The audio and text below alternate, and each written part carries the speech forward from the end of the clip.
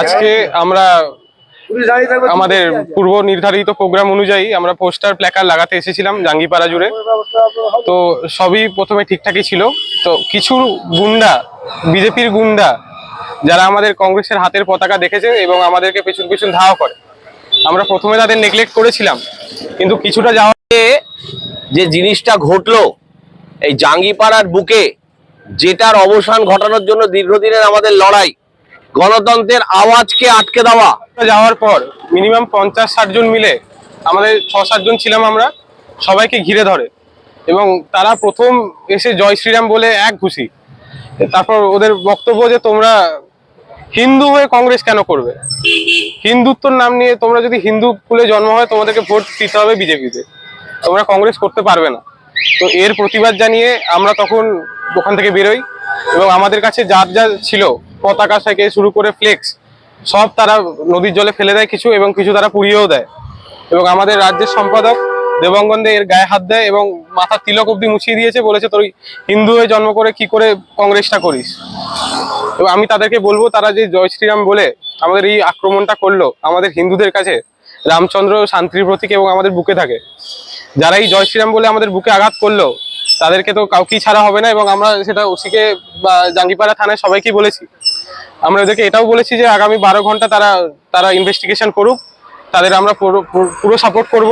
এবং তারা যদি সেই কাজটা না করে বা তারা যদি ইচ্ছুক না হয় কাজটা করার জন্য, আমরা কিন্তু থানার সামনে সত্যাগ্রহে বসবো।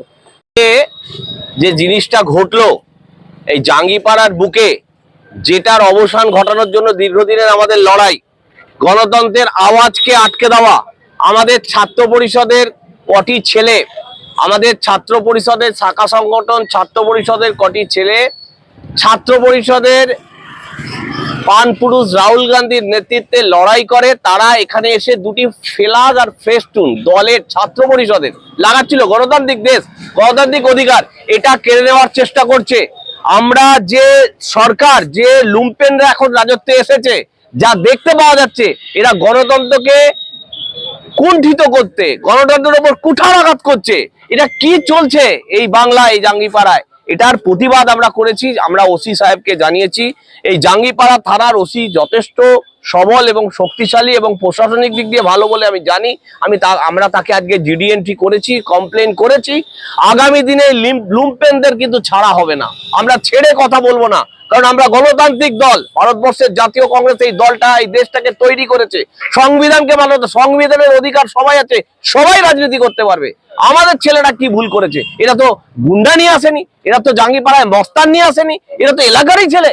এরা তো ছাত্রছাত্রীদের সুবিধায় ছাত্র পরিষদ একটা সংগঠন আছে, জাঙ্গিপাড়া কলেজের ছাত্র পরিষদের ছেলেদের কাছে সেই আহ্বান জানাচ্ছে।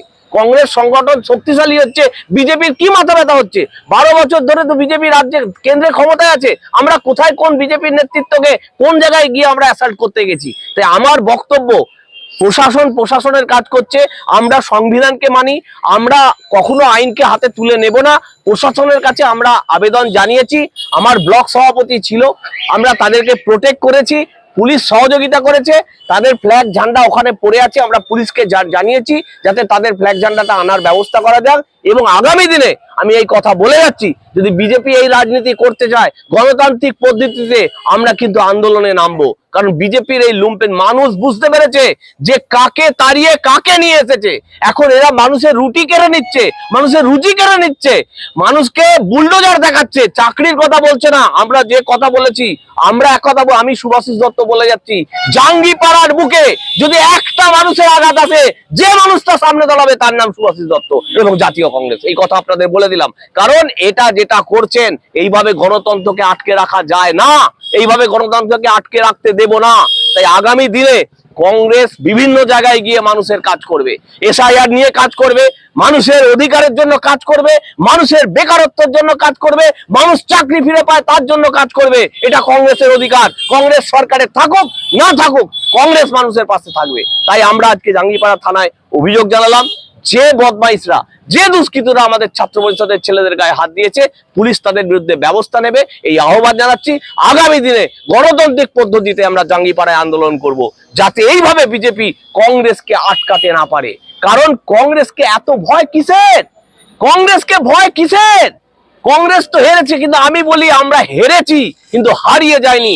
আমরা জাঙ্গিপাড়ার মানুষের জন্য কথা বলবো, লড়াই করব, জাঙ্গিপাড়ার মানুষ যাতে ক্ষমতায় আসে, জাঙ্গিপাড়ার মানুষ যাতে তাদের নিজস্ব অধিকার ফিরে পায় সেই কথা বলবো। ভয়টা কিসের?